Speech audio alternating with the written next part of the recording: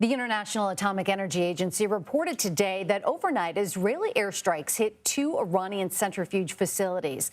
One of Israel's stated goals for its current offensive is destroying Iran's ability to build a nuclear bomb.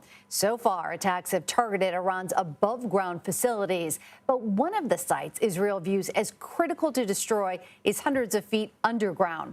Retired U.S. Army Lieutenant Colonel Charlie Faint joins us now to explain why destroying the underground Fordo facility is a key mission for Israel and what tools could help. He's also the managing editor for the Modern War Institute at West Point. Charlie, thanks for being here.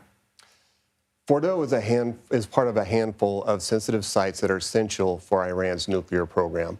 As you can see on this map, there are several represented here, south of Tehran, the capital.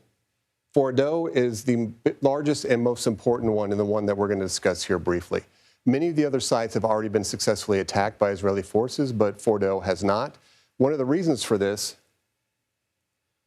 is that, as you see in this build, that Fordo is heavily protected. It is deep in the mountains, hundreds of feet underground, where it is very hard to get after this sensitive site. This one in particular has been declared by the Israelis from the prime minister on down as essential to taking out as part of Israel's strategic war aims. So we suspect that we'll see some type of action on this in the very near future. One form that this action may take is in the form of this, which is the massive ordnance penetrator GBU 57. As you can see from this slide, this is a massive weapon. It's 30,000 pounds, it's more than 20 feet long, and it's designed to go into a target and blow it up from the inside versus surface bombs, which hit the surface and blow outward. This one's designed to go deep into the ground and explode out. So for purposes of comparison, a standard penetrator bomb in what we call the bunker buster family might be either 2,000 pounds or 5,000 pounds. This one is 30,000 pounds. So it is so big, there's only one platform in the world that we know of that can launch it, and that's the U.S. B-2 bomber. So right now, we don't know if that is going to be used against the Fordo target, or some other means might be to secure it. For example, they might use drones, might send a force in on the ground, or they might decide that it's already been neutralized enough that they don't need to go in to do anything about it. However, if they do go in to do something about it, it might look something like this.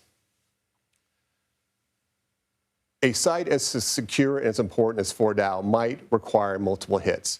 So what might happen in a GBU use against this specific hard target is one bomb might go in, like you saw just now, to pave the way for a second bomb to go in to destroy it. So one GBU would hit, clear the way. A second GBU would go in and seal off that and make sure that target was no longer a threat. The reason this site is so important, and everyone needs to understand this, is because of what it contributes to Iran's nuclear program. For use in a civilian function like a nuclear reactor, you want uranium that's refined to about 5%. Anytime you get above 60%, you start looking at highly sophisticated refinement processes that can be used for a lot of nuclear weapons. So we've known for years that Iran had the ability to refine to 60%.